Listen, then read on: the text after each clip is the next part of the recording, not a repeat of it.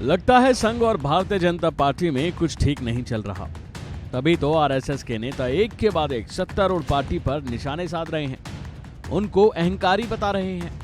जहां एक और एनडीए वर्सेस इंडिया चल रहा है, तो वहीं आशंका है कि आरएसएस वर्सेस बीजेपी ना हो जाए, क्योंकि ताजा बयानों से ये साफ है कि अंदर ही अंदर कुछ तो गड़बड़ है, वरना ऐसे बयान यूं ही नहीं दिए जाते। अभी 2 दिन पहले आरएसएस प्रमुख मोहन भागवत ने सरकार पर निशाना साधा और अब आरएसएस नेता इंद्रेश कुमार जयपुर के पास कानौता में रामरथ अयोध्या यात्रा दर्शन पूजन समारोह को उन्होंने संबोधित किया। इंद्रेश आरएसएस के राष्ट्रीय कार्यकारी सदस्य भी हैं। हालांकि इन्होंने किसी का नाम तो नहीं लिया, लेकिन सीधा सीधा पता चल गया कि इशारा किसकी ओर है। इंद्रेश कुमार ने कहा कि जिस पार्टी ने भगवान राम की भक्ति की लेकिन अहंकारी हो गई, उसे 241 पर रोक दिया गया, लेकिन उसे सबसे बड़ी पार्टी बना दिया गया। फिर उन्होंने इंडिया ब्लॉक का जिक्र करते हुए कहा कि जिनकी राम में कोई आस्था नहीं थी, उन्हें एक साथ 234 पर रोक दिया गया। उन्होंने आगे कहा कि लोकतंत्र में राम राज्य का विधान देखिए, जिन्होंने राम की भक्ति की लेकिन धीरे धीरे अहंकारी हो गए, वो पार्टी सबसे बड़ी पार्टी बनकर उभरी, लेकिन जो वोट और ताकत मिलनी चाहिए थी, वो भगवान ने उनको अहंकार के कारण रोक दी।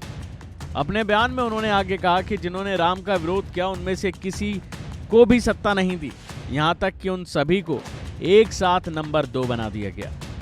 अब आपको दिखाते हैं कि इससे पहले आरएसएस प्रमुख मोहन भागवत ने सरकार को लेकर क्या कहा था।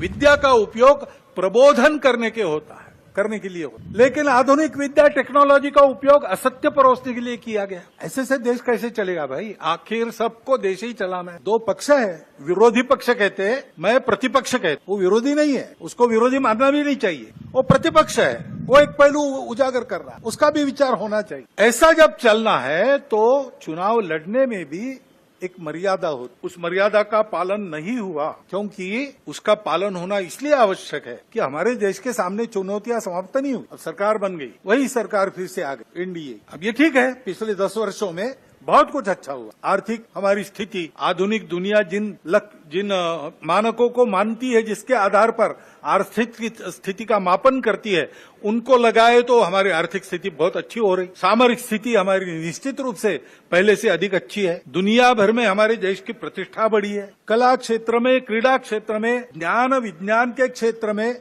संस्कृति के क्षेत्र में हम सब लोग विश्व के सामने आगे बढ़ रहे हैं। हमको धीरे धीरे मानना विश्व के प्रगत देशों ने भी शुरू किया है, लेकिन इसका मतलब ये नहीं है कि हम चुनौतियों से मुक्त हुए। अभी उन बातों से मुक्त होकर जो चुनाव के आवेश में अतिरेक हो गया, उससे मुक्त होकर हमको आने वाली बातों का विचार करना है, समस्याओं से राहत लेनी है।